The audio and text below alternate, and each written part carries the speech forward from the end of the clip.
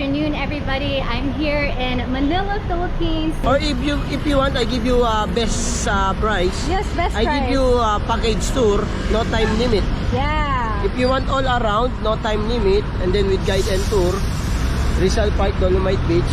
Yes, I would like the best tour. 300 for all tour. For now, no time limit.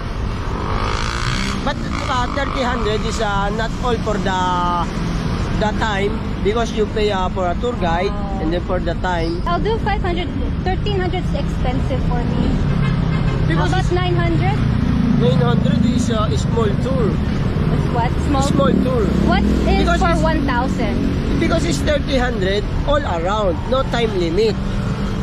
All around. If you want to go down, take photo, no problem. I wait you and then I guide you. Because if we go, because you're my passenger, because I follow you only.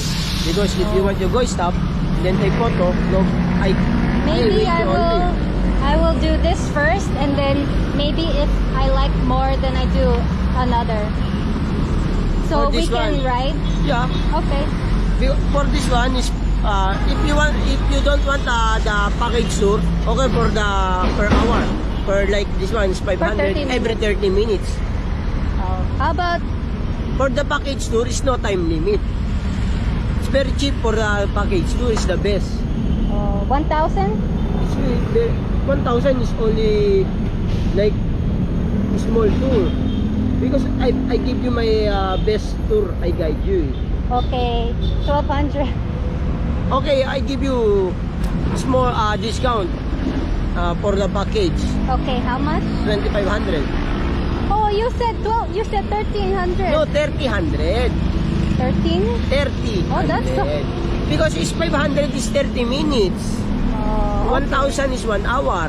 Like, Okay, I give you, because it's a package, no time limit, all around. Because you walking, it's very big. It's 2 hours, it's like 2,000.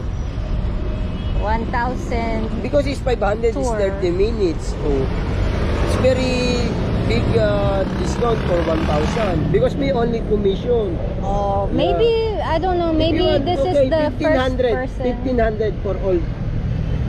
1,500 for Yeah. or unlimited? Yep. Yeah, you go down, then take photo, no problem. 1,500. Yep. Okay. Okay. Okay, let's go. What is your name? Justin. Justin, thank you, Justin. Okay, I'm going on this horse ride. I'm no longer walking anymore. And we're going with Justin.